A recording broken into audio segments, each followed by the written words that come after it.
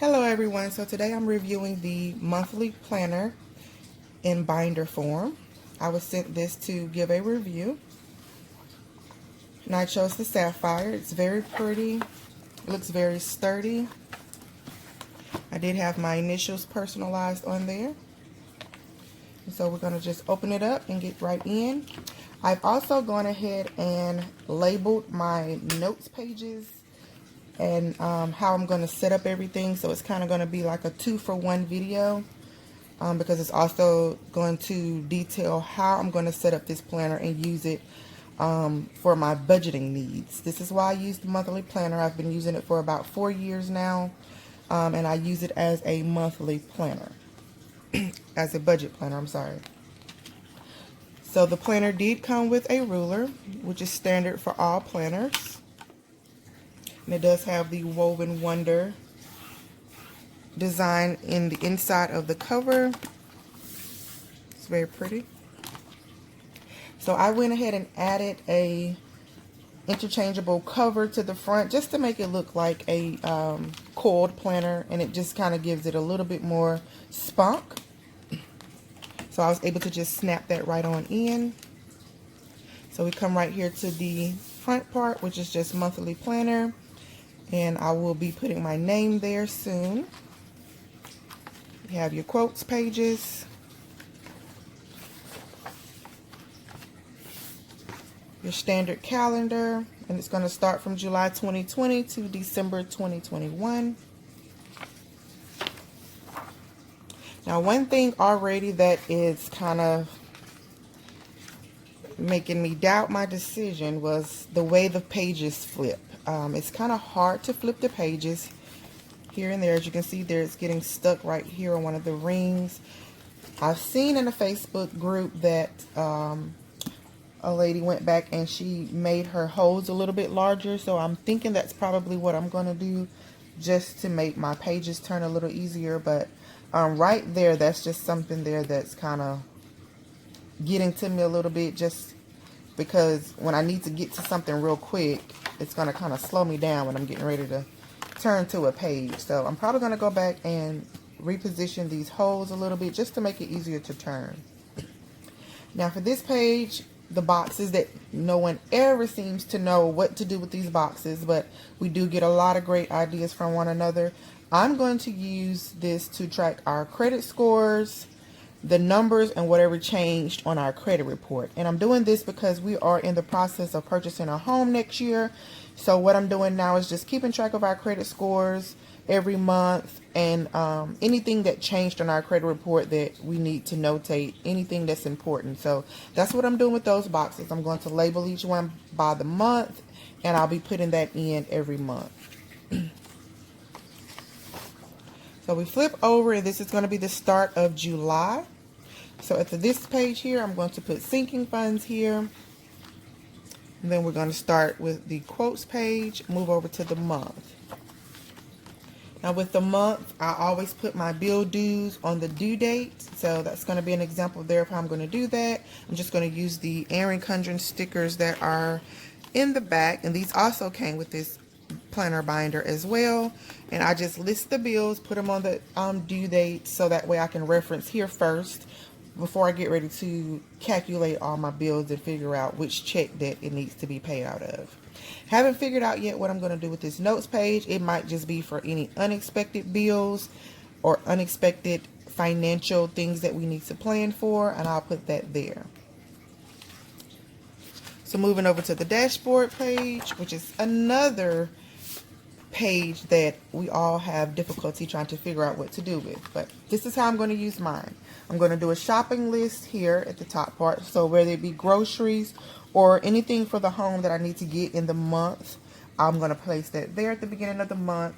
And this little section here is going to be left for phone calls, and this is just anything that's relating to bills or finances. So anything that I need to notate if I'm on a conversation, having a conversation with someone on the phone, I need to notate names or information, I'm going to put that there.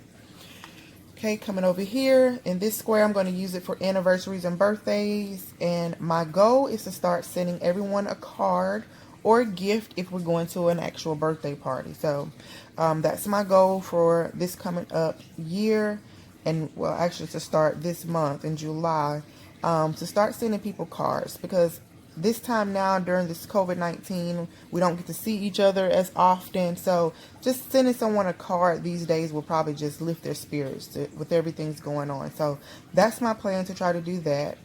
In this little square here, I'm going to place monthly goals here, and that's anything that financially that we need to set goals for the month of July only. So I'm only going to do it for that month.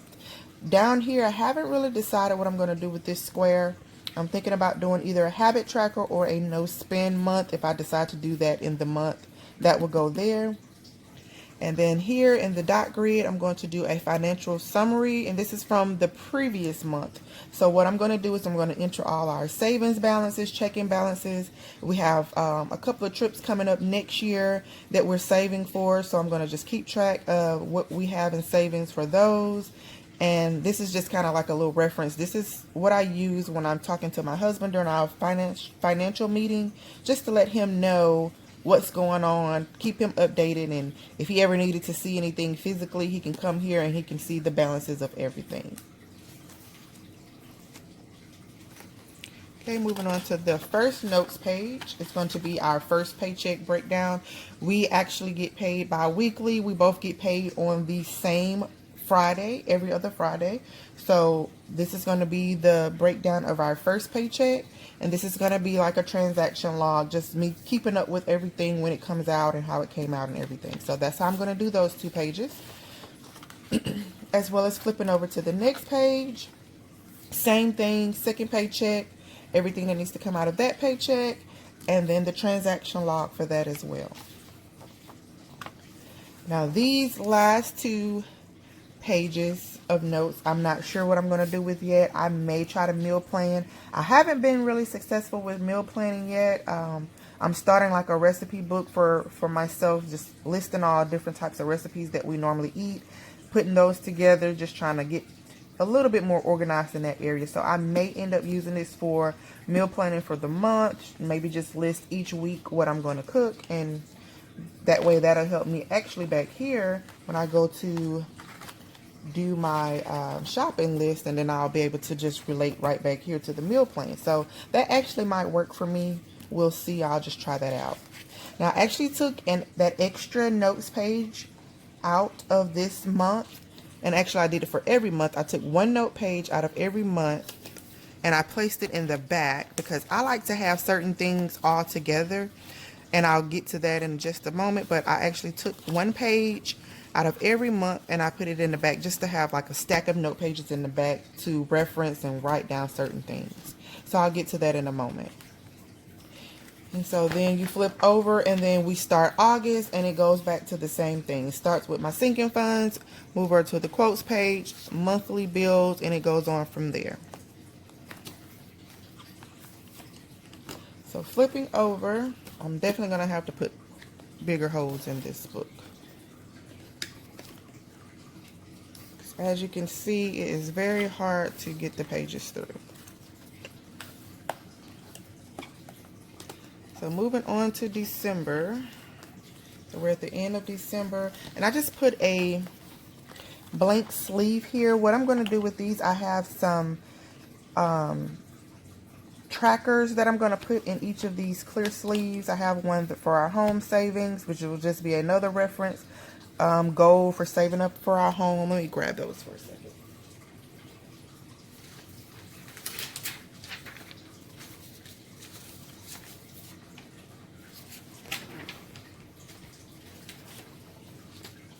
Okay, so I have like a debt-free tracker, our car loan, student loans. I have student loans, and then I also have one for home savings. So I'm going to use those, and I'm going to fit them down to size to place in here. And it's just another way to track our savings and just to see how far we are with our goals that we have.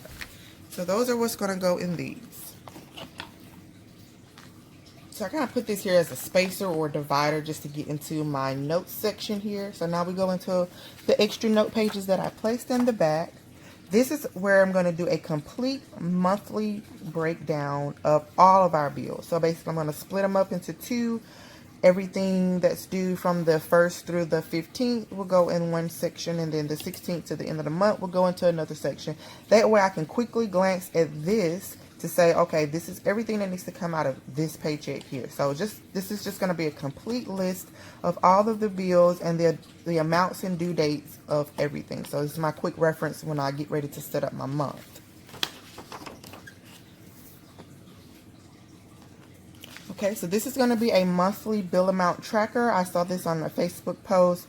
Basically, I'm going to make a diagram, and I'm going to list all of our utilities and certain bills for the month. And I'm going to keep track from now into, I probably do just from now until the end of the month, do 6 months right now, just to keep track with the amount every month, just to see what our trends are as far as what we're paying each month in power, water, and different things like that, our cell phone bills, if anything changes. And that way it'll help me moving forward for the next 6 months to kind of budget if I need to rebudget, make the bill higher or larger for those months coming.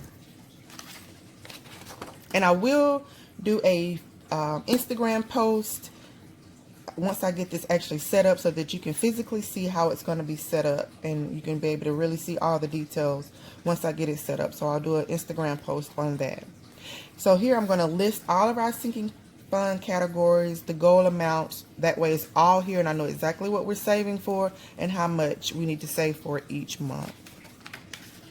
And I also use the cash envelope system, so I'll be doing the same thing just like the sinking funds. I'm going to list all of our cash envelopes, the amount needed to put in there every month. I'm not going to really keep up with how much I take in or take out. It's just basically, if I'm going to establish for clothes every month, $20, and that's just what I'm going to do, $20. Once it's gone, it's gone. I'm not going to focus on whether I spent $10 on a shirt or $3 on a shirt or whatever.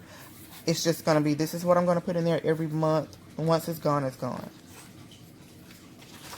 And then that is going to be it for my notes pages. I haven't figured out yet what I'm going to do with the rest, but I do just like to have extra note pages in the back so that I can notate whatever and it's all in one spot, as opposed to having to go back to a certain month to find something that I notated. So that's what this is going to be for. And then in the back we come to like a year at a glance. This is for 2022. So any plans that may come up, I'm not even thinking that far right now, but any plans that may come up for 2022, I'll be able to list those there, as well as any notes or anything that needs to be taken for 2022. Then we go back to another quotes page.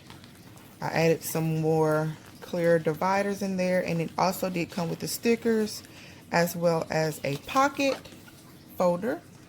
And then this is the end of my interchangeable cover. So yes, all in all, the reason I chose the binder option was because I wanted to be able to take out my pages as I write. Because sometimes when I'm writing with the coil notebook, my hand gets in the way. I am right-handed, but sometimes I just feel like my handwriting is off when I'm trying to write against the coil. So just to be able to take out the page that I need to write on, I just feel like I can take it out, write whatever I need to write, and nothing's in my way. So I can hold it how I need to hold it, and I can write it that way. So to me, I just felt like this would be better for me. So we're going to see how this is. This is my first time using a binder for any type of planning.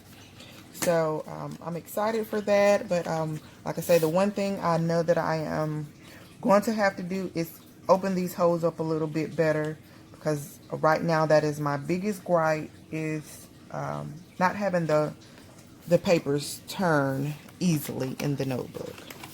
So I'm going to stand it up, and this is the full 18-month planner. I did put it all in here. I may actually go back and take out all of 21, so that way I just have the rest of 2020 in here and just go like that. So this is my binder. I'm going to stand it up just so you can see how thick it is with all the pages in there. And so that's how it looks standing up. That's the thickness of it. And actually too, when I lay it down, it doesn't really close all the way. And I think that's because the way the pages are curved in here. So it's kind of stopping it from closing all the way. So that's kind of like, yeah. but it's not anything that, you know, it's gonna kill me or anything, but it's a little aggravating. But other than that, I am looking forward to using my planner binder, and I will post my pictures of how I have everything set up in a few days. Happy planning, guys.